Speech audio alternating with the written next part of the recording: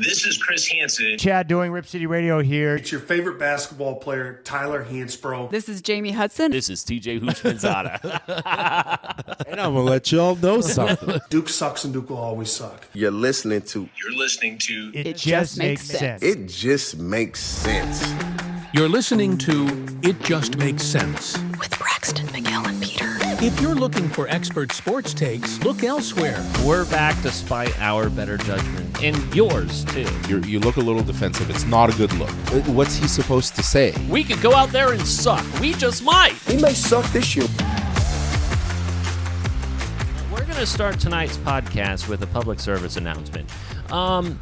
Do not, and I repeat, do not hit your friends, snap them with towels.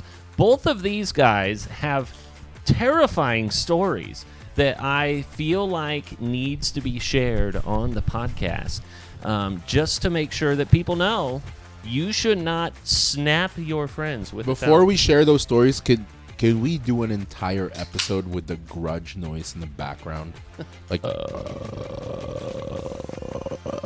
sure.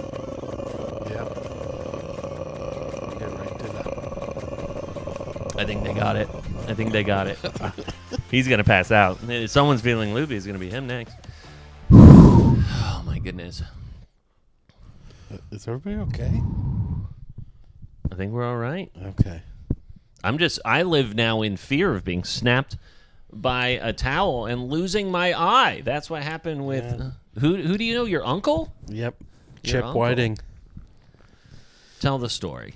He was driving to the lake with a group of friends who were in another vehicle.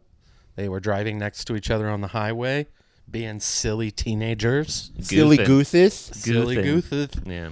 And the person in the passenger seat of one vehicle, he was driving in vehicle A. The person was to the left of them in vehicle B. From their passenger window, whipped across the road. Hanging from the passenger side, yeah. Yep, and whipped across the road at my uncle who was driving. It hit his eye. Thankfully, he didn't freak out. I would have freaked out. But he, calmly was like, oh, shit, and, pulled over. And, they called an ambulance. I don't really know what happened after that. But, yeah, he lost his eye. He has a fake eye now. It's crazy. SGCBARD. Silly gooses can be a real danger. He heard none of this. How long did that take you to figure he out? thought about it Not for long. quite a while. Wow. Quite a while. Yeah, so don't do it. Not cool. Yeah. Have you never been around a bunch of guys just whipping towels? Not to that degree. What did your football coach tell you guys? Well, it was I wouldn't call it a tradition. It was just a bunch of idiots that would normally whip towels during, when you're showering in the locker room or while you're changing. And this went on for dudes. Yeah, high school football, and it's just for fucking 2 years this went on, and finally the coach got tired of it and sat everybody down, and he was like, you guys can do whatever you want, but I just want to let you know, in college we had this was a thing. We were doing this until one day we stopped because someone's sack got ripped open. Someone got fucking nailed right in the ball sack, and we watched his ball sack rip open and fucking gushing blood everywhere in the shower. It's just I have secondhand pain on his behalf. You think when that you think if your ball sack gets ripped open, you think the balls drop? You think you can see the balls? Maybe. I don't want to think about it, actually. Huh. It's a high likelihood at that point. I mean, just think when you get a zipper slightly caught in your ball sack, right? I mean, You see your balls when that happens? I don't know. Maybe it's my dick. Either way, who has gotten their maybe it's not my ball sack. When my zipper rips my sack open. Yeah. You think even if you're the person that doesn't really get bothered by blood or you don't pass out, you think that if that happened to you, you'd pass out? Yes. Absolutely. Absolute shock. Ugh.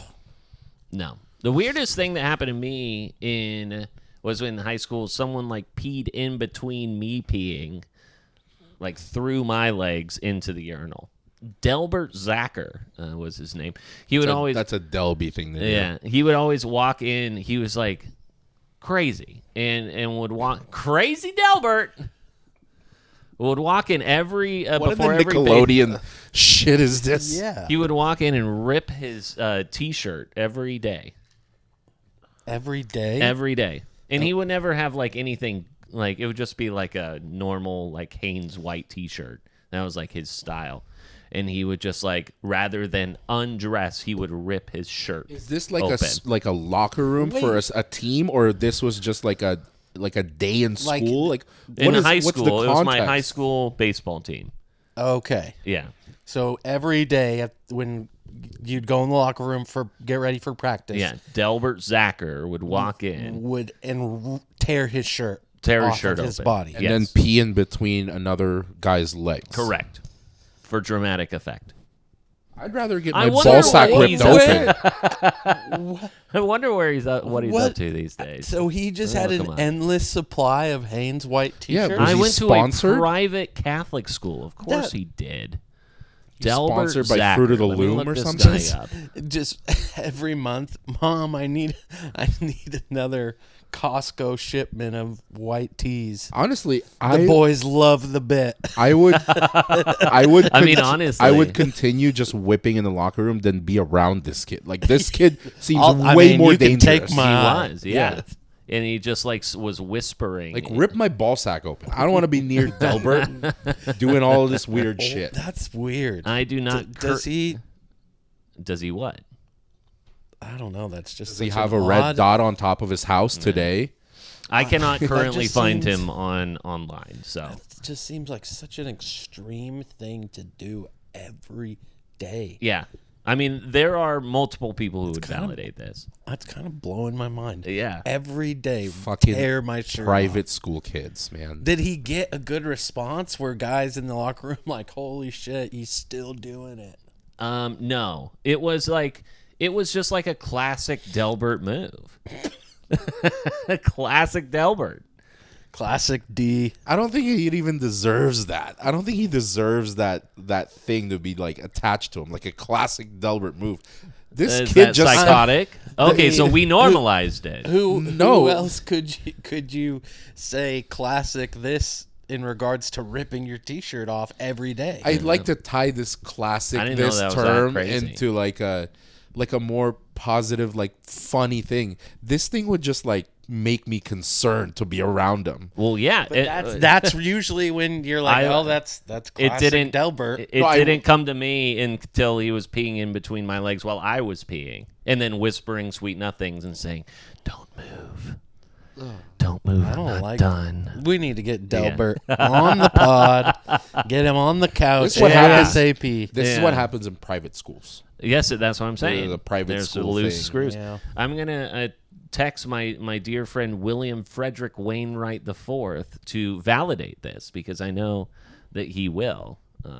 So stay tuned.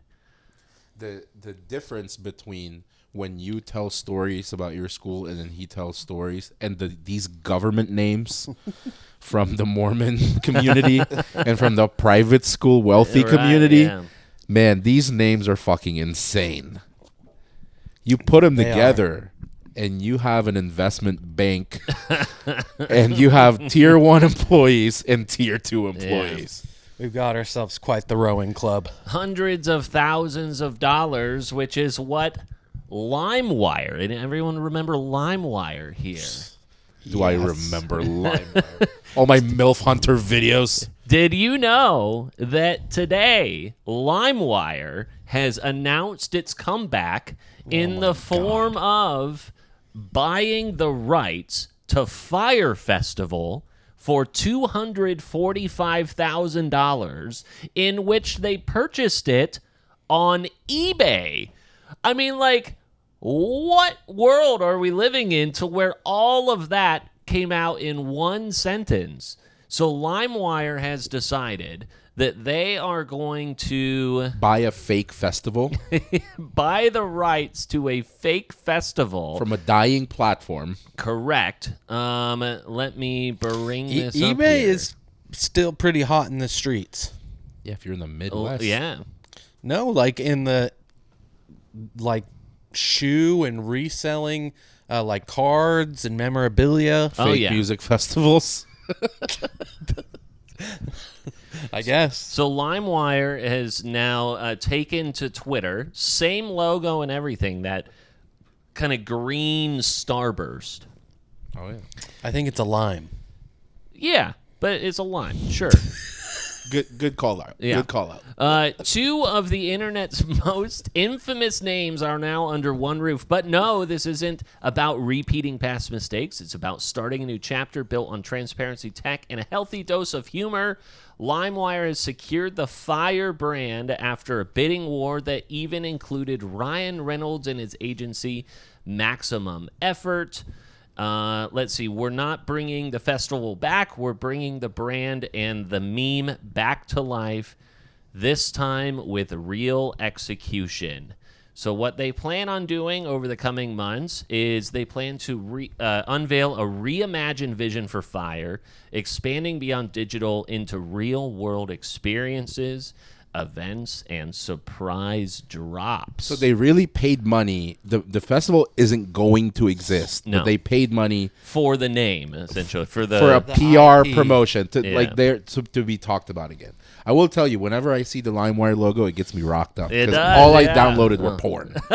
So whenever I open Limewire, it's MILF Hunter, it's Naughty Oh, America, yeah. it's fucking all of that. That's shit. when I got caught in Mike in Brazil. Yeah, I never watched that. it's Mike in Brazil. He wore the arm. Tell us. Yeah, the tell us. armband. What were you watching? keep going. I'm Keep not going. going to Google this. Keep going. I'm So you watch mean, Guy Fieri when he was a porn star. Is that what Mike you're getting in at? Brazil. I mean, I don't know what more to tell you. It's a guy named Mike. He's in Brazil. Fucking. Let's go to the phones. It's Mike in Brazil. Hi, papi. And he wears a sweatband on his arm while he's doing business. Okay. That's it. Did you guys ever watch like the original MILF Hunter videos? Like, because there's probably. a very like a one guy that was doing it, and you know who he was because he was riding the lime green Kawasaki motorcycle. And he would pull up to like an Albertsons. He would just talk to women in traffic and be like, "Hey, I noticed you're not wearing underwear in those leather seats. You want to follow me?" It's the best fucking script. And then they just bang. All right. Let's see. Mike in Brazil. Let's just. We're not going to put it up on the screen. Now we're just playing porn, huh? Yep. There is an X videos channel. You would never. Let's see. Playing porn, cool. Went from sports, gambling, I would never. food to porn. Oh. Dude, Okay. It's all going full circle. Wow. Okay. We see what it looks like. Yeah. Did you find him? I think, but I don't see an armband. Did he stop? When did mean, he they stop showed wearing the the women. armband? Yeah. Mike's just eating ass. I'm No, is gonna he talking about that like Nick Lachey armband tattoo and not Are a you talking real, about the tattoo? not a real armband? All right. I don't know. I was Sorry. super worried that he was going to start pressing play. I was fully prepared. Braxton was just looking at his dick, so he can't even really I know. remember. Yeah, that's what I was going to say. wristband. Knows all of the moles, Yeah. all of the My birthmarks. bad. Maybe my memory isn't. Limewire was incredible. You though. guys never saw Mike in Brazil. He had a wart on his left rib. Couple skin tags on the back. Yeah, exactly. So, let's see. It was too bad that the mics were not on. Oh, speaking of mics, it's too bad that they weren't on this weekend when Miguel and I went absolutely nuts at each other when we were talking about Kawhi Leonard. Got a little bit inebriated. This was after you left. Okay. I'm pretty sure Mitchell was quite uncomfortable with our conversation, but Well, then we 'cause just they- like started talking about something else. And I was This like, is the "So we're good?" classic case of like, if not everyone agrees with Peter's take, he brings it outside of the podcast and he tries to see if he can rally people to his point. Right, because I need rational people around me. And if he still doesn't get 100% of it, because Mitch also doesn't fully commit. He'll be like, I understand your point. I understand your point. And Peter just wouldn't stop. And then it became really fucking asinine when he goes, Kawhi Leonard is not a Hall of Famer. I said he's not a Hall of Famer. And that's when you realize that the entire point he was making is just a personal feeling. It absolutely has nothing, no accolades, no individual stats or accomplishments to back it up, because it's just because he doesn't like the guy. I mean, he's got to be That's able really to what play it came enough. down He's got to. to be able to play enough games to get into the Hall of Fame. You know, if you only play in 20% of the games that you've ever been in, you don't deserve to be in the Hall of accomplished Fame. everything before all load management shit. So no, that's not true. He was just- load managing it's when not he was even- with the Spurs. Honestly, this isn't even worth the energy. Yeah. It's just, but he was load managing with the just Spurs absurd. because the Spurs started load management. I mean, hello. just say you don't like the guy. I don't like the guy. But I can not like a guy and also be right about You are not him. capable of that. Yeah, that's You're true. not capable of that. You need to accept that. Anything else? And this is as much as you're gonna get out of Braxton, because it goes NBA. NBA, what is that? What? I know most of the time I know when it's my time to step in. Not with NBA. And maybe it is your time to step in with this past weekend's college football. Oh, yeah. So we had ourselves a couple of big wins and then subsequently big losses. Obviously, Clemson falls to Georgia Tech at the end of the game there on a 53-yard field goal. Notre Dame, they fell in a very entertaining game to Texas A&M. I will eat my words that Texas A&M does not show up for those games. I thought that they were going to get boat raced. Notre They Dame's usually still do get 17th in the boat AP poll raced. at 0-2. Right, yeah. Clemson fell Are they? Because I'm just out. saying. I mean, they're still fucking ranked. I would not be surprised. I haven't looked at the rank. yeah. rankings. Let me. I'll pull up the rankings It's here. hard as to we're I'd say they're in the put teens. much, emotion Yeah. behind the rankings this early. Notre Dame still remains in both rankings despite their 0-2 record. Number 24 in the AP poll. They gotta number be the 21. 0-2 team on there. Yes, that is. That's true. got to be like They're the historic. They're the only. They don't have a win. They're the only team without a win in the top That- 25, I wonder- which is insane. That's got to be like historic.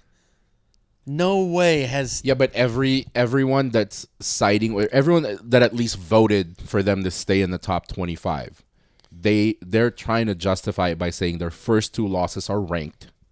They're ranked opponents, and if Notre Dame cleans house, like they clean the table all the way to the playoffs, they're in. Like they'll at least be in because their first two games were ranked. So basically, you're saying that whoever's making these lists is covering their own ass, because if they take them out of the rankings, it's way harder to get them to the end. Yeah, I don't agree with it. I don't think they should be in the top 25. I mean, but it's you're like probably right.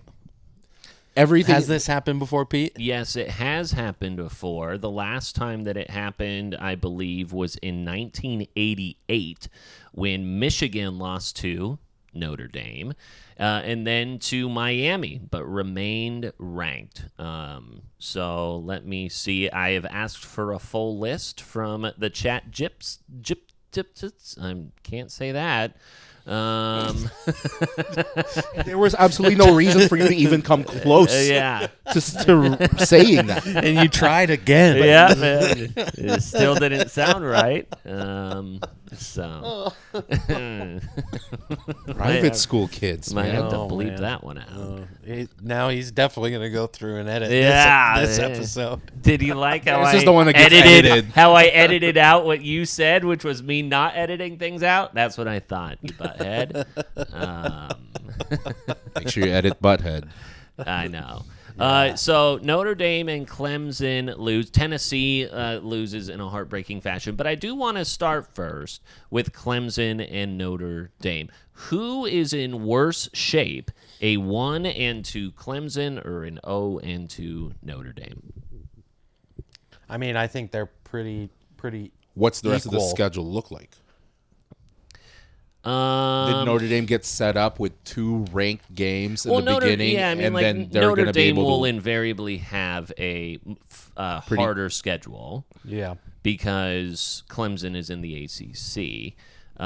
Notable games for the rest of the year for Notre Dame include nothing. No ranked team for the rest of the year. Actually, number 25 USC. So It's the only other ranked team this year. Notre Dame could have, outside of USC, could have a cakewalk to the playoffs. It's feasible for them to win out. Because we're going to have, like, here's the thing with when we're talking about teams like them and Alabama and anyone else who matters at the end, like that people want in the end, no matter if we don't want them, people want them in the end. The committee wants them in the end, their own fan bases, because if you're looking at who's making a decision and you're saying, why the fuck do you keep them in the top 25?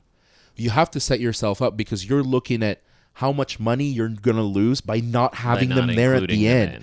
You Yeah. have to figure out ways and justify why they need to still be in conversation. Well, and I think the way that the year is looking and the way that it's kind of been so far is, and we kind of discussed this last week, how, you know, there seems to be not a clear number one that's, you know, kind of separating themselves. So far, it seems to have been Ohio State and Oregon, who are the only ones who maybe could be classified as that.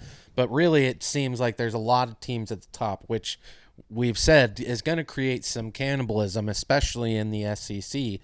So, you know, do you think, because in my opinion, it's like, oh, if you have three losses, that's going to be a really hard uphill battle to get back into the playoff. But do you think with the cannibalism that happens, that it's more likely that a 3-win Notre Dame or Clemson, who's a bigger name, team, or a 3-loss, excuse me, I think that can squeak in. when you look at especially Notre Dame's losses to Yeah. who, and especially if Miami keeps winning, you know, and then being right there with Texas A&M, I think that again early in the year, and Do you also think you have to change? Not we, but like the people who make these decisions. Do you also think they have to change their not only expectations, but the way that they view strength of schedule, wins and losses, and all this? Because you're looking at before NIL, before the playing field got leveled out, right? It is not acceptable for any powerhouse to even have 1 or 2, right? Yeah. But now it's changed. So do you think they also have to adjust their expectations where like 2 losses becomes a little bit more acceptable now? Yeah. Or 1 is be like, yeah, you'll have at least 1 because you're going to fucking fight each other like Pac-12 back in the day. Yeah. So do you think they also have to adjust the way that they're looking at it and the way that they're judging these rankings? Because, yeah, Georgia before, if they don't go undefeated, they're not fucking in. But now it's like they could have 1 or 2 and still be in. Yeah, and that's essentially what I'm asking is 3 losses the new 2 losses? Yeah, I think potentially. With the introduction of the 12-team playoff, is 3 losses basically like, you know, the only way you're getting in with 3 losses is if, you know, a lot of teams are sitting there at 3 losses. Yeah, and I think that they all have to be ranked and Yes. and you know, like you said, who you're compared to. And as I mentioned, 1988 was the last time that an 0-2 team was ranked in the top 25. Before then, though, there was only a top 20. Those teams also include Purdue in 48, Missouri in 49, SMU in 58, and Auburn in 1984, just to close that loop. I don't know if this is a good or a bad thing, but like we always compare this to March Madness, right? Who created March Madness, and did they stuck to their guns? Maybe people complain about the format or the whole setup, but March Madness has been the way it has been for a long time. Yeah, minus the first 4, right? Yeah, but there's not a lot of complaints about it. If there are complaints, it's very minimal, right? People have just accepted this is the structure. It's more enjoyable than it is unfair, right? And I don't see, like we've asked this question before, what is the right play? with college football. Like, what's the right number? What's the right number? What is the right thing? Spot? And I don't think we'll ever get there. I think this is going to be a conversation that will continue because I don't think you will ever find... Because if you say, okay, 3 losses gets you in, unless this, there's always going to be factors, right? They all have to be ranked. What happens if all those ranked losses are unranked by the time we get to the end? Yeah. That's another fact. Like, there's never going to be a thing. You can keep increasing it to 16, to 20. There's never, I don't think they'll ever get to a point where, like, we found it. Right. And there's not as much, like, outrage in March Madness because if your team 70 and you're angry, like, I mean, there's 69 other teams at that point that are better than you. So you don't have much of a leg to stand on there. It's like, empty tears there. But, okay, so you guys think that which team then? Clemson, Notre Dame in worse shape? Clemson. Number one, I don't think Clemson has the same pull as Notre Dame. I think people will find ways to make room for Notre Dame at the end. Agreed. Especially if their only challenging game left is USC, who's playing pretty well, but USC is also not a powerhouse right now. They could lose. And the ACC is playing fairly well right now. I would argue that Clemson might have a more difficult schedule ahead of them. But I agree with Miguel. I think Notre Dame, with their notoriety, no pun intended, definitely. No one's going to look out for Clemson at the end the way that they would for Notre Dame. The money that the Irish brings is going to be completely different. Clemson is weird because I don't believe in them. I don't think, and they were down for this game. It was like 17-0, and then I checked. It was tied up at 17, and I'm like, holy shit, these guys are going to fucking find a way to win again, and then they lose, and I don't think they're going to end up. I think they have maybe a couple tougher games than Notre Dame left. I don't think they'll make it through. And the thing about Clemson is that they are hanging on to a lot of, goodwill from the old BCS and into recently. They haven't done anything since, the 2019-2020 season. So, and especially in the world of NIL, and that's been well documented everywhere as well as on this podcast. But Dabo Swinney's comments today, as he's facing criticism for his 1-2 start, was so weird. And I'm going to play that now, and I want to get your guys' thoughts on the other side. What's so bad about our program? What's so bad about it? Like, what's so bad about the worst season that we've had 14 years? How many programs in college football would sign up for one, and only once, 14 years of 9 wins? How many programs would sign up for that? In the playoffs, so we all talk about, we've been 7 times in 10 years. Who can say that? If we stink because we haven't played for the national championship since January of 20, well, I guess we stink. Or we haven't won it since January of 19. We haven't won the national championship. Well, then I guess we stink. But why are we held to a different standard from all these other teams out there who ain't ever won nothing? We're not perfect, and we may suck this year. We may lay a freaking egg and go 6-6, but I don't think so. Woo. And I know that's going to disappoint a lot of people, but I don't think so. I know it's bad because I get in all the text messages, I'm praying for you, everybody's sending me devotions, and you're going to get through this. And, that's when I know it's bad. That's how I feel it because I don't read it. I don't. I know people say that. I promise you I don't. When it's bad, I don't read nothing. If they want me gone, if they tired of winning, they can send me on their way because that's all we've done is win. So if they tired of winning, we've won this league 8 out of the last 10 years. Is that not good? I'm just asking. Is that good? I don't know if that's good or not. To win your league 8 out of 10 years, to go to the playoffs 7 out of 10 years, to be in 4 national championships, win it twice. Yeah, we're a little down right now. Take your shots, but I got a long memory, in case y'all don't know. We'll be all right. We'll bounce back. And, hey, listen, I mean, if Clemson's tired of winning, they can send me on my way, but I'm going to go somewhere else and coach. I ain't going to the beach. Hell, I'm 55. I got a long way to go. Y'all going to have to deal with me for a while. I got a long way to go. I'm just getting going. I'm just now good enough to be a head coach. I'm just now figuring it out. So we'll be around a while. Let's hang in there. This guy's quite delusional.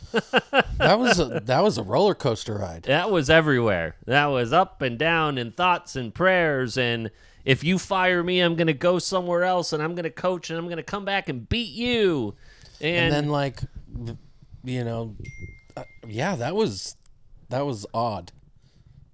Not. I can see why you don't like it. Do you like it? I agree with like a little bit of it. Oh, we have. Let's hear it. We have a defection. Well, because here. here's why we're always going to be different. You don't ever view things from like a sports standpoint. I could not repeat that more. I mean, you've heard me say that over and Sure. over. Okay. I think the thing more of this is like him fight. Maybe he's like hearing shit like through the grapevine that he's having to fight for his job. So him being defensive and advocating for his job, that part is a little strange. Like, yeah, you look a little defensive. It's not a good look. But when coaches are on the podium like this, a lot of this message comes back to the team. So what's he supposed to say? We could go out there and suck. We just might. That's what he said. But he's saying that they're fine. Like it's impossible for you to look at it from the eyes of like a player looking at their coach being interviewed. You can't do that. You don't know that. So him being positive in a way of like, yeah, we're gonna be fine. Like, yeah, and it's kind of a reminder like you're held to a different standard, yes, but they won a championship 6 years ago. They did. If you don't like, how important are championships? A lot of teams have never even experienced that. They've accomplished more than Oregon. Yeah. Yeah. No doubt about it. So him reminding you of that, I'm fucking all for it. And maybe that's a reminder to the players like, yeah, we might suck right now, but he's not. I don't think he was trying to light a fire in the players, but to be somewhat positive. We're like, we're fine. I don't know what you guys are freaking out about. That's fine with me because I'm looking at it. If I'm a player watching my coach talk about us, that's fine. But him being defensive about his job, that's weird. I think, Mike, because I agree with you. I don't think that there's anything wrong with, just speaking the truth. You have won championships. Be transparent. You have done all this stuff. I think what's concerning is Dabo is not somebody to usually respond like that and to kind of get off kilter and let those types of comments affect him to the point where he's responding that way. And if I'm a player, I would be a little concerned like, whoa, that's not how our coach usually responds to this kind of stuff. Because to me, I agree with you. I would just kind of be like, hey, you can say what you want. I know who we are. I know what we're capable of. If we have a down year, it's a down year, but we know who we are. We're still a championship team. Isn't that like organization, I guess? So that makes it different too. If he's responding differently than what we're used to, it's probably because he's in a different situation where he's hearing that he could lose his job, right? But to speak to the transparency of it, if you're a player, you can also take that, you can spin that into a positive thing. Like, our coach might be in trouble. Maybe it's time to fucking show up. Sure. Yeah. You know what I mean? The fact that Dabo Swinney is claiming this, like, hey, we've been to the playoff 7 of 10 years or 8 of 10 years, whatever he's talking about, he can claim last year if he wants, but that was just like by pure happenstance as a 4-loss team that you win and then you're in type of a thing from the automatic bid. But like leading up to that, you were in the Gator Bowl. You went 4-4 in your conference, by the way, the Orange Bowl, the Cheez-It Bowl, and then you had some good success there. But you're coming off of back-to-back 4-loss years. Even though you had that college football first round, that was by technicality, I suppose. Would you rather have Clemson's timeline or Oregon's timeline? Clemson's timeline or Oregon's timeline? History of football. Would you rather have Clemson or would you rather have Oregon? I mean, I would rather have a championship at this point. For sure. Would you rather just have a string of really good teams or have a championship under your belt and have a bunch of Well, they've had really several good seasons? championships, and that's great. Yeah. Yeah, like I said, I don't think the content of what he's saying is wrong. I think the delivery. I just think the fact that he's saying it at all. He's never engaged like this before, which is like you should let your championship speak for himself, I guess is what I'm saying. You don't have to do all that. Maybe he feels like he needs to because this is probably the first time that we don't know about that his job's being threatened. Yeah, and maybe he but he feels doesn't like, know how to respond. He's never or been. maybe in he's this getting situation ahead before. of it before someone starts threatening him. Or I'll threaten you first. Maybe this is our first glimpse into Dabo trying to appeal to his teammates or to his players. Yeah, maybe. It's entirely possible. But they're he's now changing for the NIL. 1-2, and let's see. They also have a pretty favorable schedule here. Let me look them up here. Football schedule for Clemson. They have next week, they have Syracuse at home, and then they're on the road for UNC, Boston College, SMU, Duke. They do have number 7, Florida State. They win that game, and Florida State is still hanging around. Hey, you found yourself right back in the conversation. How fucking hilarious would it be if at the end, on games that matter in the playoffs, Clemson faces Oregon and beats them? What icing on the cake? Oh, boy. How there would funny be. would that be? How much money would you put on that game? I guess we'll see if it happens. I think I would just watch that with no money, and if it works out in my favor, I would be the happiest fucking guy on earth. Well, what did not work out in their favor was for Tennessee, that is. Their kicker misses a game-winning field goal. Hits about the same exact one in overtime, but Tennessee's defense could not hold Georgia out of the end zone, and I feel so bad for that little guy. And maybe it's just because he looks like he's 12. It feels like he needs consoling. I don't get this, why you have this soft spot for this one. Like, do you know how many times we've watched kickers in that exact same scenario? Like I said, and I've never heard you be like, "Oh, that poor thing." It's because I think the kid looks like he's 12. It looks like he needs to be consoled. Is what I'm saying. Like, because he looks little. He looks like he needs to be nurtured. You don't treat people equally because of size. Like, little people deserve extra stuff. Okay. Midgets get an extra care package. I tried to take a group of people to that Roadway Inn bar. They did not want to go. What are you talking about? Corvallis? No, I'm talking about in Roadway Inn when we went to midget wrestling, and then I almost got beat up by Too Tall Jones. Oh. Yeah, sorry. I thought I had full context there, but he does treat midgets differently. I just asked him if he's always been too tall, and he goes, "What the fuck does that mean?" And I said, respectfully, Peter's been offending people since 1988. Where he walks up to a midget with a tequila shot and he goes, "Is that a normal drink for you?" Is that what you would consider a cocktail? Yeah. And it's a shot for all of us? Because I fear that if you shoot that, you'll drown. I think that Oh, you're such an asshole. the irony of Miguel doing this to me, right? Belittling Peter. That's because of not what ironic. He is saying about midgets. I've never put midgets down. I've always been on their side. Yeah, you always talk about lifting them up and like throwing them at targets. If it's a service that they provide, it means that you are a guy's got to make money supporting your community. You're making sure that they make money for their families. How is that fucking putting them down? Yeah, well, you're right. You're right.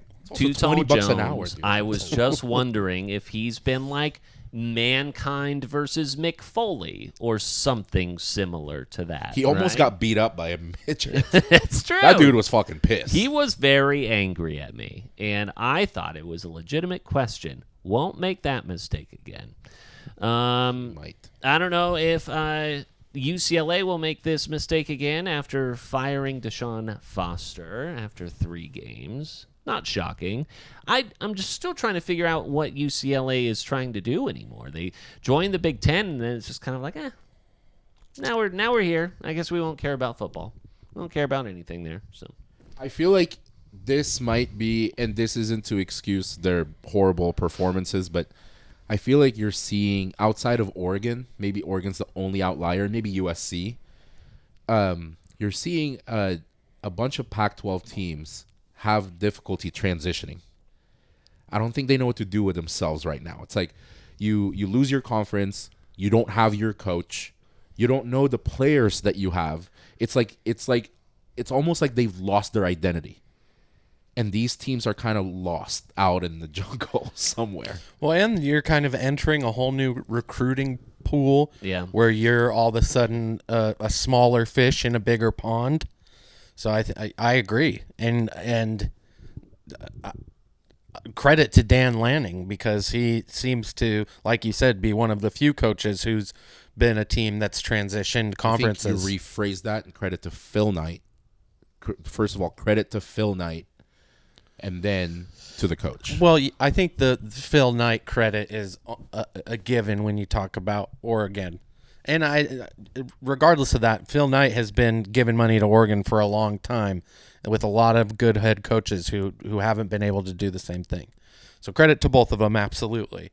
But yeah, I totally agree with you, because it seems that Washington is kind of taking a step back. Like you said, UCLA, Cal, who even knows what's going on with Cal, or Stanford.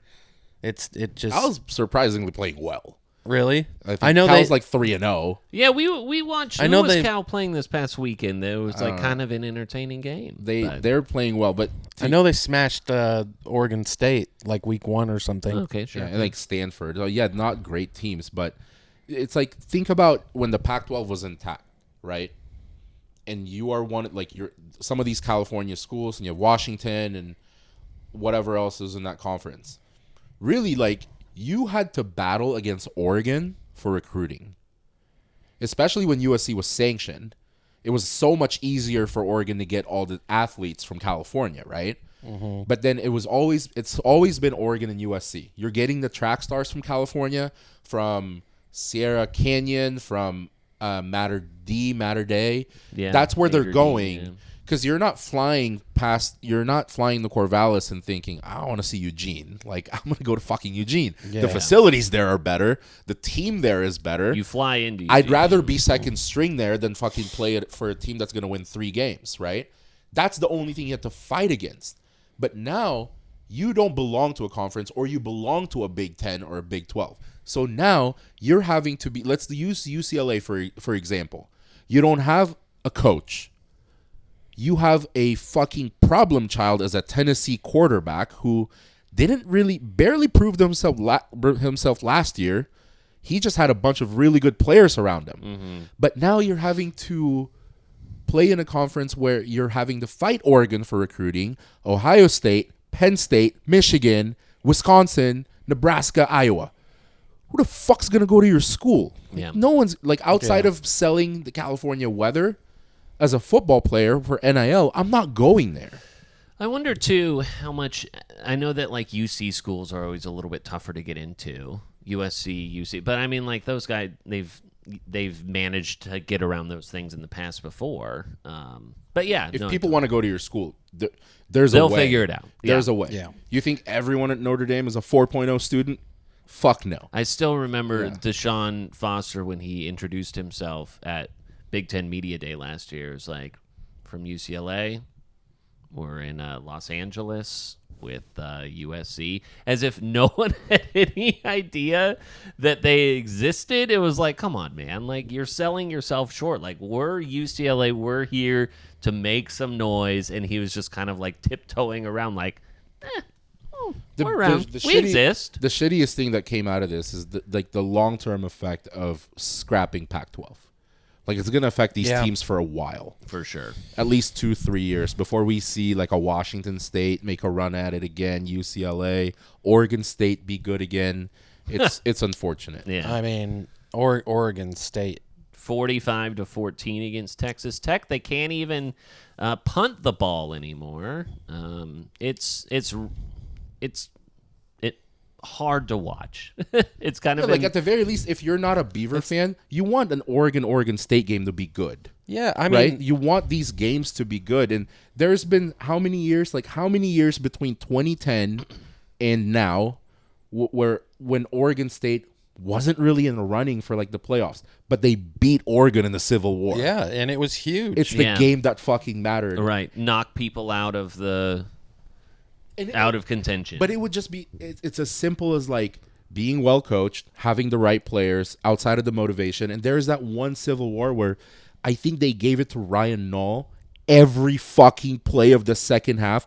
That is so embarrassing for the opposing team. Yeah. Hey, we're just going to tell you what we're going to run. It's the same fucking play, and they just ran him down every fucking play and beat him. Or when Mike Bellotti's son was the kicker and he couldn't hit a kick to save his life. That was great.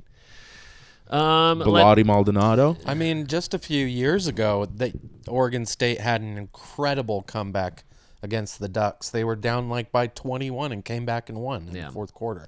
The line for this upcoming game between Oregon and Oregon State. Yeah, sure.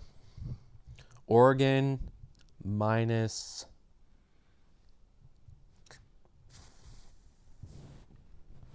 32.5. What about you? They viewed Northwestern. Northwestern's in the Big Ten. That was 28.5.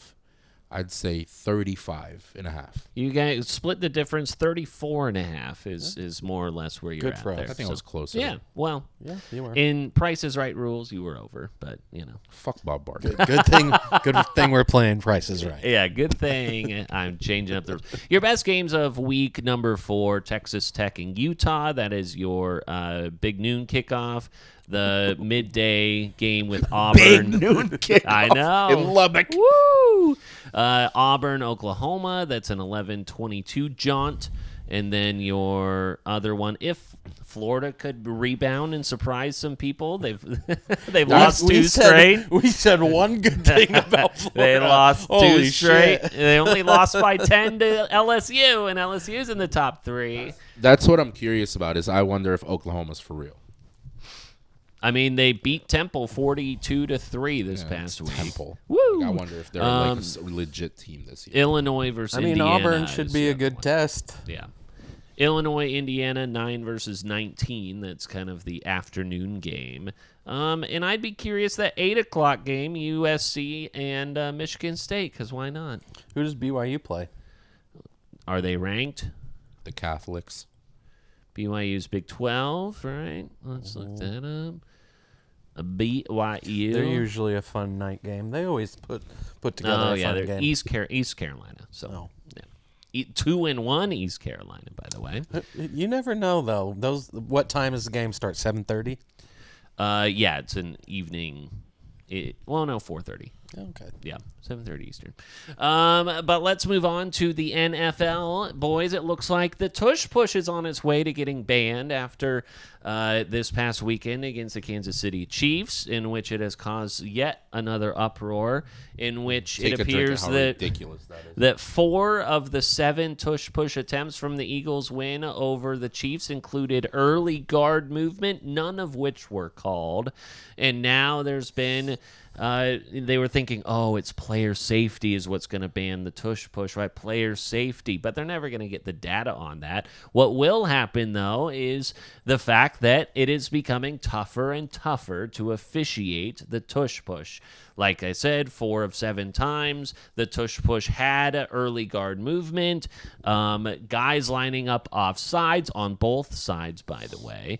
But I think that now that the Chiefs are roped into this and everything, I think that it's going to probably be on its way out. But they just didn't do it this past year. It lost by 2 votes because, you can't be that petty and ban the Tush push after you win the Super Bowl. You disagree with this? No. No. I agree that it probably will happen because, like Peter said, there probably is some merit to the Chiefs getting involved in it. But here's the thing. If your whole reasoning behind getting rid of this is because, there's people who are jumping off sides and it's becoming more difficult to officiate. We can't catch every time it happens, so we're going to just get rid of this play. If you look at every single football play that happens and you watch it 22 different times, each time you pay attention to each individual on the field, you are going to see dozens of penalties that are committed. That's why it's so stupid. In one play. I'm not exaggerating. Dozens of penalties that are technically, that's a penalty. Holding especially. Yeah. On the front line. Isn't holding just kind of the thing? Yeah, it's well known that holding is if you get caught for it. Or a quick jerk move. How many times exactly a false start happens? Or the quick point. Yeah. You know? Exactly. Like that's such asinine reasoning to put behind this push. How many times a left tackle drops their left foot to pass block before the ball gets snapped? Trent Williams does it all the fucking time. That's how you know it's just bogus. They're just finding ways. It's so stupid because if they weren't winning, do you think we'd be talking about this? No. No. They won the Super Bowl. They were in the Super Bowl 2 years ago. They're like, how can we prevent this fucking team from going again? And this goes back to all the arguments with Jalen Hurts and how people are like, he's really not that good of a quarterback. That's why he's never ranked. He's never, like, when you see those rankings, it's so he's stupid. Always like 7 to 12. Yeah, because he's like, he throws for 153 yards. He's really not that good. He gets his scores from 55 rush touchdowns. Yeah, he had 2 touchdowns, but But it's like, it's the tush push. The guy fucking wins. It was like what happened with Chris Jones and Jalen Hurts when they were doing the kneel downs. Like, Chris Jones is going like, you've got less than 100 yards. He goes, shut the fuck up. We won. Like, he doesn't care. Which, I mean, they did win. It's weird too because I bet if you go like and this actually goes back to my point of a lot of NFL fans are fucking idiots. Is if you ask them, who would you take as your quarterback? They would take somebody who's never won. They would take somebody with amazing, incredible individual stats and not a fucking winner. Yeah, Jared Goff or Jalen Hurts. I think there's. Who do you take? I actually would take Jalen Hurts here. Oh yeah, you would. That's not my example. You would take Justin Herbert over Jalen Hurts. Maybe yes, for sure you would. And that is insane to me. A guy who's a proven fucking winner. Yeah, and a guy who's that isn't a guy who they're trying to put Herbert, in that situation. But I mean, that is the perfect example of an NFL fan. They would take somebody who has not proven a goddamn thing, but we have reserved this spot on the shelf for him. He will eventually get there. This guy has won. All he does is fucking win at every level he's been at. But Herbert's, yeah, first one in, last one out. You know how they workhorse. You know how the kind of guy you want your daughter to date. Here's a guy. You know how they started a Monday night game? Like as soon as the kickoff was returned, the Chargers were coming out and they said, "Here comes the hottest quarterback in football." After 1 week. The hottest quarterback in football, here he comes. I mean, you could not be setting him up to be Jesus Christ. We just want him to get there so bad. So badly. He is dating Madison Beer, yeah. I mean, he's pretty hot. He's pretty in hot. The streets right now. If you don't think that Justin Herbert's hot, so hot he's so hot. But yeah, so the tush push could find its way out. I mean, we remember this. I think it was just last year. Was it the Bengals or another team? It was that goal line in which they kept on trying to jump over the line. Yeah. Was it a Commander? That's right. It was the Commander. And eventually they just go, if they do this again, we're going to just give them a touchdown. I just hate how they keep bringing this up, and they keep bringing it up like the tush push is only reserved for the Philadelphia Eagles. Right, yeah, every team. Everyone's allowed to do this, but you just can't. You do not have the guys, and you don't have it down like they do. So because you can't do it, and they're beating you by doing it, the answer is get rid of it. Do you think that it has to do with the style of quarterback that Jalen Hurts is? I mean, like, not everyone's quarterback is it too overblown that can squat 600 pounds. Sure, but you don't think Josh Allen can do this? Josh Allen can do this. And you've got somebody on your roster who can squat probably do that much. But if you really need it for one play, it's not like it's a surprise when you're running a tush push. I think with the Eagles, throw number 99 back there. Sure. I think they have just spent more time practicing it and really nailing it down. Yeah. And It's the other all about teams leverage. And that was the thing. Like, on the defense, leverage is an illegal play. I mean, like, so... Yeah. It's just weird how you have to make an semantics. example. It's just weird how you have to make an example out of a team who has found a successful way of doing it. You're still seeing the tush push get attempted by other teams. They suck so bad at it. Yeah, but you're seeing like you see that it doesn't work every time. So why are you punishing the guys that are good at it? Yeah. Doesn't make any fucking sense. I imagine if the Eagles win again, I still don't think they ban it. But the moment that the opportunity strikes, I think they do ban it. Do I agree with it? No, because like you said, every team can do this. They haven't been able to do it. I do think that there should be a bit more scrutiny by officials about how everyone's lined up. It's kind of like one of those things where, the opening tip-off in the NBA, right? Like, Scott Foster's going up there, and he's going to do this, and he goes, wait, hold on, back up a little bit. Like, if you're going to line up and do the tush push, make sure you stand and be like, everyone on sides here, all right? Like a ref at the pro arm wrestling matches. Yeah. All right, I'm tying your hands together. Yeah, I mean, like, that guy is super diligent about it. And I do think that it's like, hey, make sure everyone's here, right? All right, we're all good. Now you can go. Because there has been a little bit on both sides. You know what you're explaining right now? What? Rugby.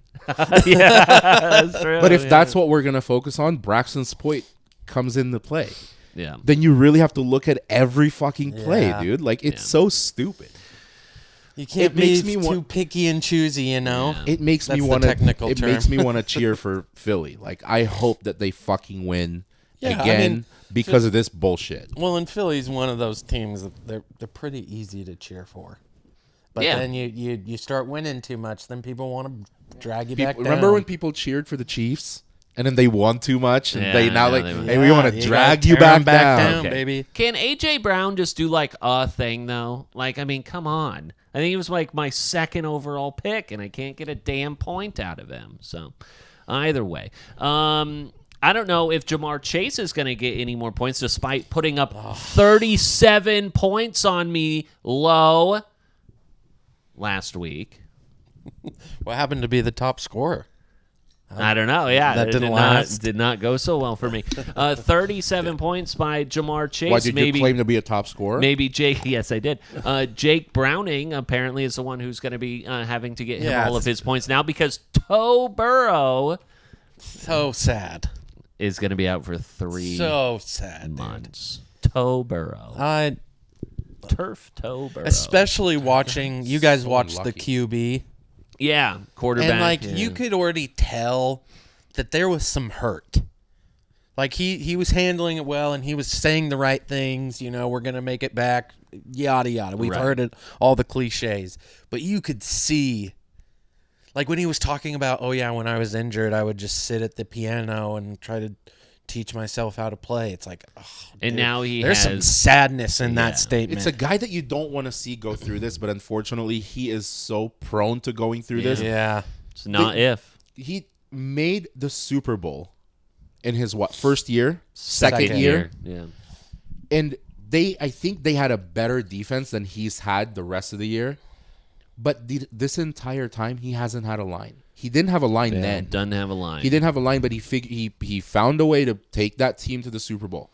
So in the last 6 years that he's been in the league, this franchise has not figured out a way to find 6 strong fat dudes to fucking protect them. Yeah.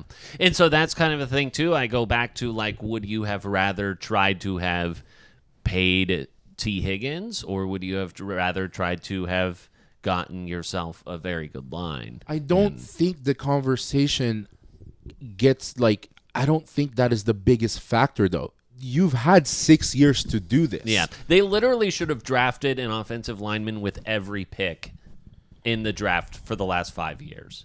and You've like had just ways let to- a couple hit. Like Jamar and T. Higgins getting paid this year has nothing to do with this. This is You can't. them- I mean, if you would have to draft well. This Otherwise, you're not going to recruit a good offensive line. This is long term. You've had a chance to build a line around your franchise guy. Well, and that's the thing with an offensive line too, is like you really only need 2. You need 2 really good dudes. Yeah. And then the other guys can be average. They can just be Look heavy. The Lions figured it out. Yeah. The Lions didn't have a good line. Sewell got there. You had one stud. And they have a good center. And that's kind of, I mean, they have the superstar Sewell, and then they have just a really capable, consistent that's center. enough for Jared Goff to not be injured and to throw 5 touchdowns. Well, and I think we've also learned the importance of the center position over these last few years. At least I have. I feel like the focus on the center has gotten more, probably because of Jason Kelsey. Mm-hmm. But it's like I've they're kind of the quarterback of the line. And, I mean, a good center, I feel like, goes a long way. And the Lions are a great example of that. Yeah. It is disappointing because I think that everyone wants to see the Bengals do well. I think that people were, like, pining for Joe Burrow to have an MVP-level season given how things have been going for the Bengals. And I avoided betting on them the first couple of weeks, and now all of a sudden we just don't get a season. I think if anyone deserves it, it's like not only does this guy deserve a good season, but like he has figured out how to be in the MVP conversation with this fucking team around him. Sure. If you just do him a solid, just get him there, dude. Like he is so good. Yeah. I think he is top 5 quarterbacks in the league. Arguably 3. Like, to me, this kid's a fucking MVP. He can be an MVP. Right. But then you have an injury like turf toe, which seems not They got to crazy. rebrand. Yeah. I They mean, gotta like, rebrand. it's a crazy injury. It's a small area, but it is debilitating. Yeah. It is absolutely debilitating. And did Shaq, and he never stepped foot on turf.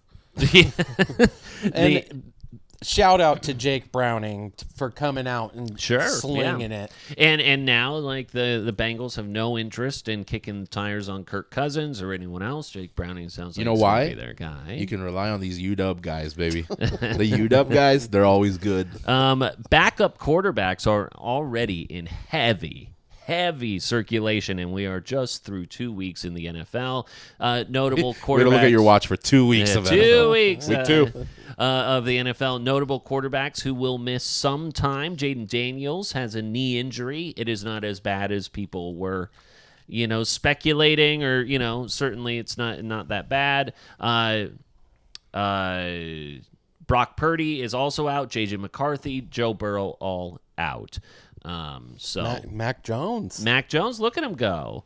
So who would have thought? I mean, they seem to have a lot of interest in him back in the day, and now it's kind of like that's 6 right. of one, half dozen of the other. So Shanahan's trying to prove something? Exactly. So you feel like you're, when you used to watch Reggie Bush in college and you hold your breath in the best way possible because you don't know what he's going to do. Yeah. I feel the exact opposite when I watch the Niners. Oh, yeah, like who's next? Like, dude, what's going to happen? Yeah.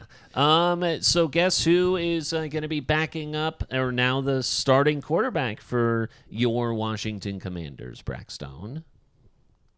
Mine? I don't even know who their backup is. Is it Mariota? It's Marcus Mariota is the backup for the Commanders, so he'll find his way in. Carson Wentz will step in for the Minnesota Vikings. Oh, shit. That makes too much sense. Yeah, sure does. While Daniel Jones balls out with the Indianapolis Colts. How about DJ? Yeah, just how long do you think this lasts? 6 weeks. Okay. I think it goes 6 weeks. I was going to give him 4. Yeah, I think it goes 6. I want it to be forever. Yeah, I do too. Because it's fun. It is fun. But I want him to prove that this was never a Daniel Jones problem. This was a New York Giants problem for sure. And another quarterback that I think about that with, Baker Mayfield.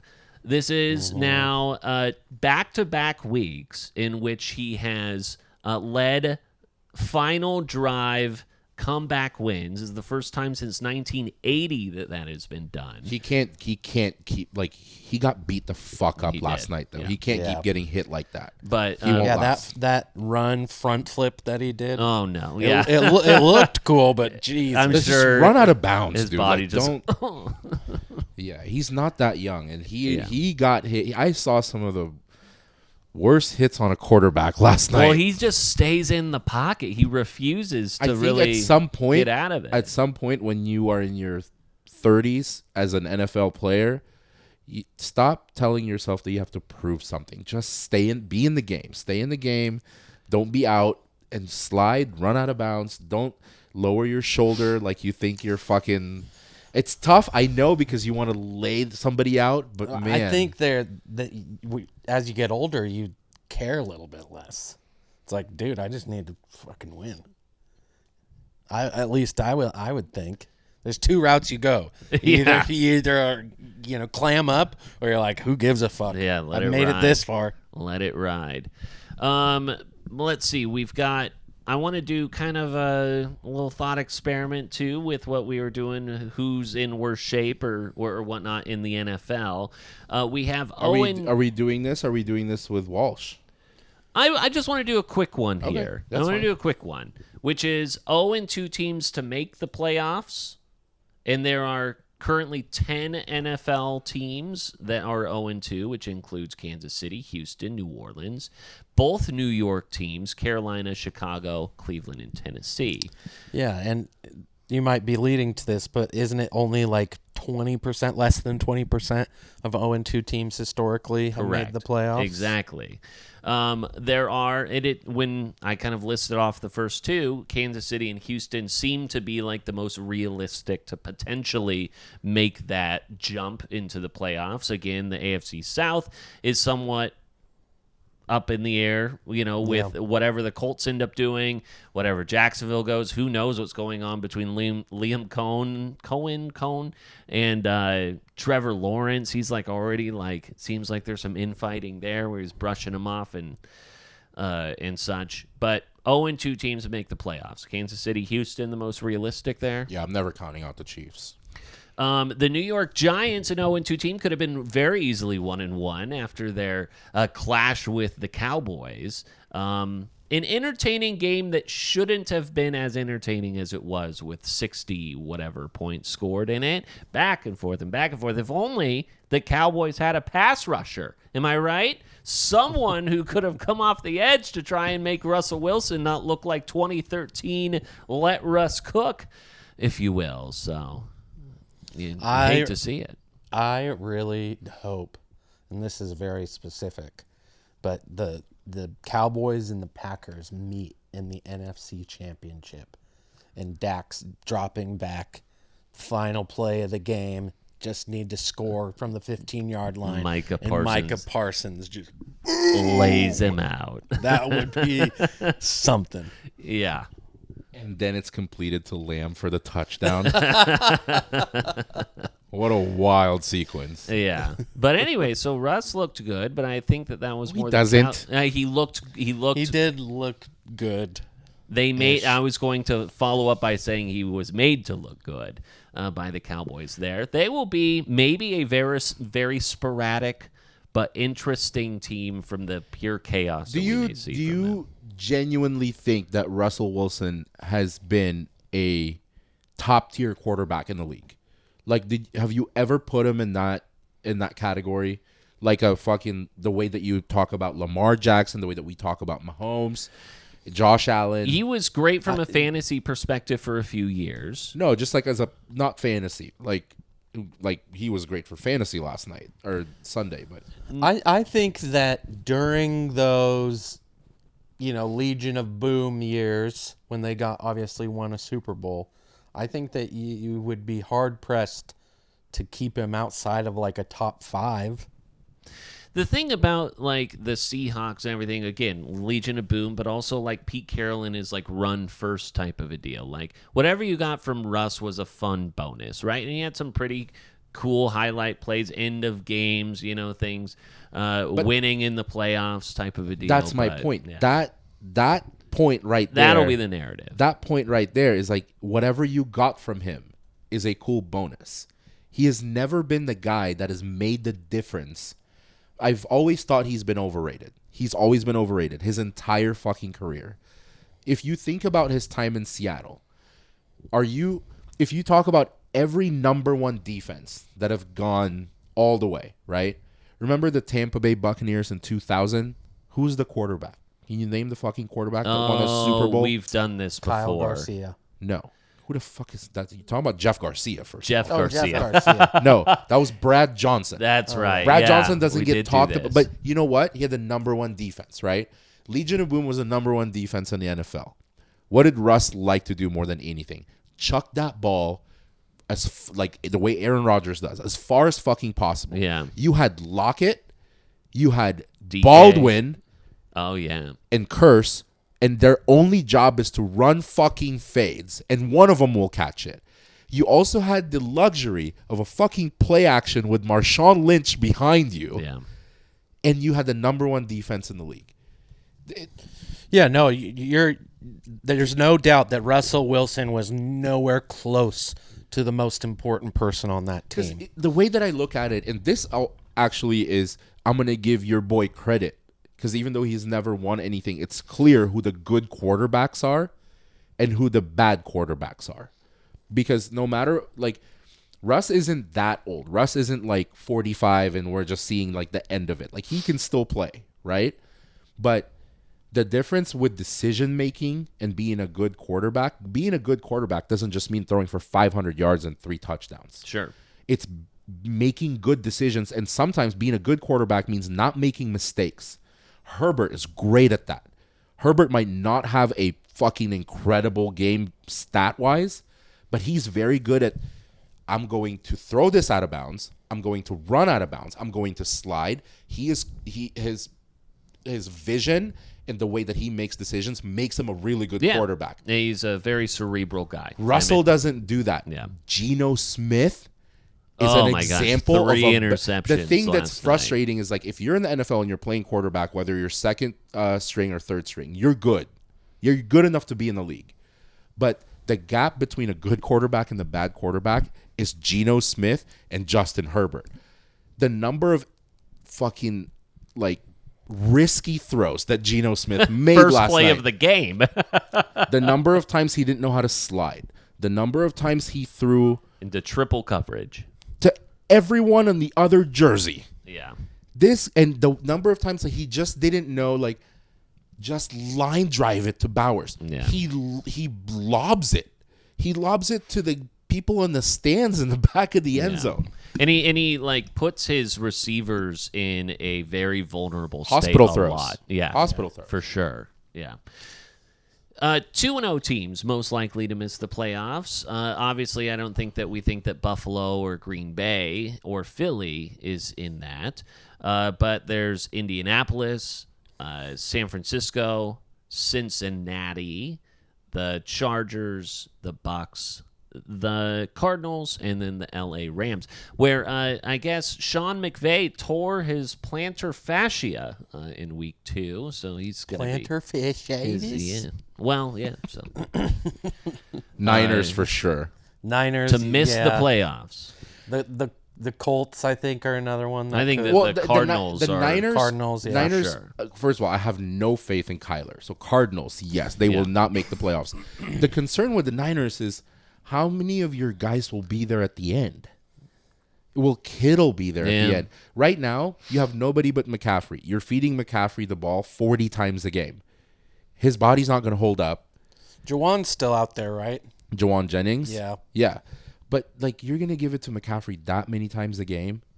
Dude, by week 9, he will be fucking it'll be earlier than done. that. So I don't think, I don't see the Niners, and it's heavy on injuries. The Niners do have the weakest strength of schedule in the NFL, and in a winnable division. If we're looking at these teams most likely to miss the playoffs, there's 3 teams in the NFC West that are 2-0 to start the year. Probably the Bengals. I don't want it to, but probably the Bengals, because as of right now, That's a really tough division. Shiesty is missing, 12 games? Because if he's gone for 3 months, that's I mean, his season's done. 12 weeks. His season's done. He's done. Yeah. Season's So- done. The likelihood of him coming back is There's incredibly no low. chance Almost zero. they're making the playoffs with Browning. Yeah. Unless Browning pulls a Darnold from last year and Who knows? make the Yeah, playoffs. I mean, when Joe Burrow got hurt last time, Browning took him into Yeah. the playoffs. Well, and I mean, like, it's not as if Browning was in for most of that game, was he not? Yeah. So, I mean, Best case scenario is if Joe Burrow's missing 12 games, 3 months, Browning takes them to the playoffs, Burrow takes over and wins the Super Bowl. That would be best case scenario. yeah, Miguel. I think a good Back to you, John Madden. a good value play, and I sent this to you guys. The Chiefs are at like plus 270, 280 to make the playoffs. I went ahead and put like $10-15 on that. No harm in there. So I thought it was to win the or division. to win the division. You're right. Sorry. What's But that, $40? 10 to win 40? I think somewhere around there. Yeah. And then there was like, again, if you go like the Ravens and the Bills and the Eagles, I think that's right near plus money as well. And I think that's kind of a fun little side bet to have I there. propose those 4 shoe-in playoff teams at like plus 287. I got that. Yeah, but I mean the Chiefs were part of that. No, they weren't. Oh. Well, Yeah, they I'm were talking for me, like so. shoe-in. I was talking the Ravens, the Bills, the Eagles, and not the Chiefs. Yeah, the Chiefs were not a part of that. The Lions, maybe, which Sure. actually might be more Packers, of a question mark. potentially. Before we get out of here and talk about then week 3 games in the NFL, I want to play a little game, Care, Don't Care. Tom Brady in the Raiders coaching booth last night. I think it's awesome. Was he calling the game? No. No, but they were talking about Chip Kelly being the offensive coordinator. That he has basically Tom Brady as a consultant, and that he talks to him 3 days a week. Like, imagine having that football mind helping. And yeah, you might not have the guys to fucking support it. But Yeah. having Tom Brady's football mind helping you put together plays and like improve. Why the fuck would that be a negative thing? That'd be insane. I think it's a conflict of interest. It's a conflict of interest. He is the lead commentator, color analyst on Fox, and he is set, apparently, to be calling in 2 or 3 weeks' time the Raiders versus the Bears. Do you really think that if Tom Brady is that active within the coaching staff, which we would expect him to be, he's an owner, he has all that knowledge, he's super competitive, but to be an objective person to go into these production meetings and be like, hey, Ben Johnson, what is your team going to do? Okay, cool. Let me go ahead and write that down and deliver it back to my coaching staff. There's no one in their right mind who doesn't think that he wouldn't transfer that knowledge to those people. It creates a very optically misaligned thing there to where I think they should pull him off that broadcast and let Greg Olson do that game. It's already been announced that he's not allowed to go in those meetings. Well, okay. Thanks good. for getting him to like let all of that out though before you telling him.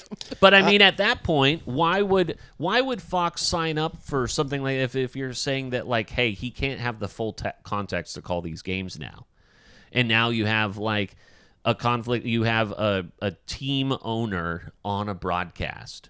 It's weird to me. I agree that it is odd. But just the biggest problem was just settled for you. He's not in those meetings. Well, the thing That's is the that they've biggest been issue. continuing And to bend the rules and looking the other way very much already with him and his team. Yeah, and I agree with that. But for that point specifically, not only for Raiders games that he's calling, but for every game, he is not allowed to be in team to do the interviews because that is conflict That's of the interest. only issue I would see. So if that's settled, then your only problem is it's weird. And he might cheer as a fan of the team he owns, which I don't think he would. So really, I do think that the way I do agree with you, Pete, is, hey, we're already bending a lot of rules for this guy, and everybody seems to be okay with it. Can we just make sure he doesn't call a game for the team he owns. Yeah, I think that's let's huge. Let's just get Greg on it that week and let of the 3 games that we're gonna have rights to. Yeah, and then let's put him on another and then one. make it a marketing thing. So then, Joe Davis is with Tom Brady this week and Yeah. everything.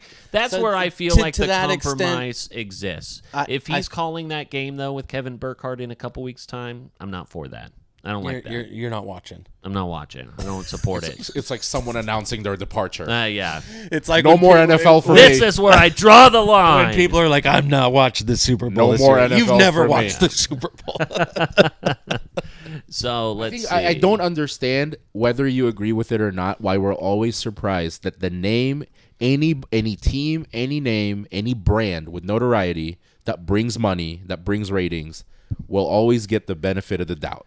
They will always get the benefit of the doubt. They will always get the rules bent for them because of that brand attached to them. It's just the way of this fucking world works. Yeah, it's not surprising, but I get the sentiment. I did want to ask you guys, though, because obviously week 1 Detroit, we all kind of were like, whoa, right, what the fuck's going on? And then obviously this week they turn it on and make the Bears look like the Bears. Yeah, and not only that, but they ran one of Ben Johnson's plays for a touchdown, explicitly. He did not seem too thrilled about that. They did the celebration with the fake fumble, which I felt like, okay, guys. That's... Chill out. You already got him. Yeah. Pretty good. It's 45-14, guys. That's all the right? Campbell emotions, though. That's the Campbell emotions. I don't think overreactions are done yet. I think overreactions are done probably after next week, after week 3. Oh, yeah. Possibly, I've always said week possibly 4 week is when 4. we know. Because I already see people go absolutely 360 on the Lions, going from they're fucked to they're gonna win the division. Yeah. I also see that, and granted, I might be in the minority in this. Everyone's like, the Bears. I don't think. First of all, I don't think the Bears are winning the fucking Super Bowl. No. But I don't think 0-2 is a reflection of where they could be. No. I think Ben Johnson, I can see him, and this isn't all on him. I think they have a good enough roster, and I think he is tweaking some shit, and he's like, all right, maybe let's have Caleb do this. Maybe let's have they have not utilized DeAndre Swift, who's not at the tail end of his career, right? I think they're experimenting with shit, and I don't think the Bears are out of contention. No, and I mean, they maybe could make the playoffs, but honestly, they're in a super tough division. I don't think they're gonna suck. I think they're going to suck. I can see going them to suck. being over 500. Yeah, I don't think they're gonna suck. In is the my last- only point. But I think a 10-win season would be a victory, a really good season. At this point, They- I'm they at just- like 5.5 is But- where I'm at with them. But to your, maybe 4 to and a your half. point, Miguel, if you're experimenting that much in the season, that can also be a concern. As much as it's also exciting, it's like, okay, well, shouldn't we kind of know what's going on? Like, I don't know. I can see it both ways. I get experimenting in the first 2 weeks, and maybe they're tweaking some shit, seeing what place will work. Maybe if he does more of a rollout and maybe do an RPO and see how that would work, because he's capable of that. Maybe he doesn't have the speed, but he has enough agility to run an RPO, take advantage of Swift, take advantage of the receivers they have. Odunze has proven to you that he is solid. If they finish at 9-8, I wouldn't be surprised. I don't think they're gonna suck. I don't think they're going to.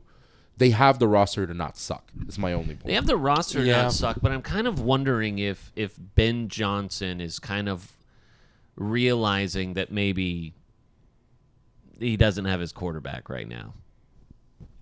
Again, this is a week 2 overreaction. Yeah. And time time will tell. He it's a tough division. He found a very Jared Goff, and he got so comfortable with that.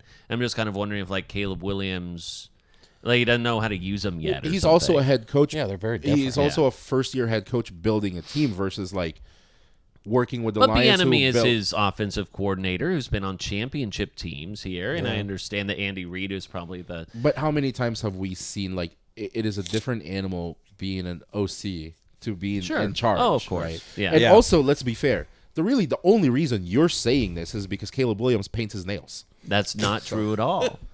That's not true That's at all. a fact. That's an No, absolute and fact. I think that I think that we both saw this team. I The like first that he's couple really of fighting weeks. it. No. No, I think we just both saw these teams. The fact is that the Minnesota game almost feels a bit fluky now. I wonder which way we're going to see the Bears in week 3. Dude, and the Bears have Dallas, so I mean it could potentially be a shootout. I would love to see points. Speaking scored. of the Vikings, absolute fluke. Absolute fluke.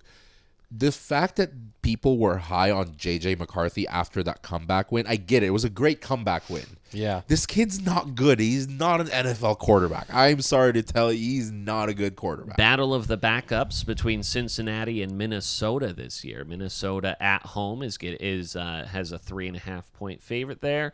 Notable games, some fun divisional games. Indianapolis versus Tennessee. We'll see, if Indianapolis is for real or if they lay an egg against Tennessee. Who knows?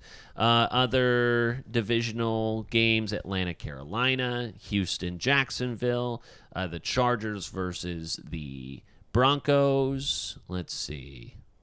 And Arizona versus Chargers San Francisco. Broncos will be a fun game, I feel like. I'll tell you this. Yeah. And the Oregon Bowl there. So Yeah.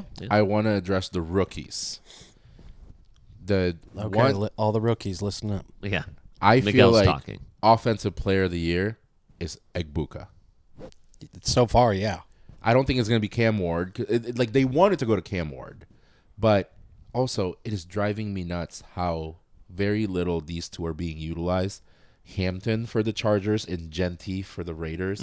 These two running backs are so fucking good Yeah. that I feel like the demise of the Chargers, because if they let it all ride on Herbert, could be good, could be bad. We don't know. But if you don't utilize having a good running back and you put it all on him, which is weird to say in a Harbaugh run offense. They're barely using this kid. I was a little less. I mean, again, week 2 in the NFL, I think that we all see the raw talent of Ashton Genty.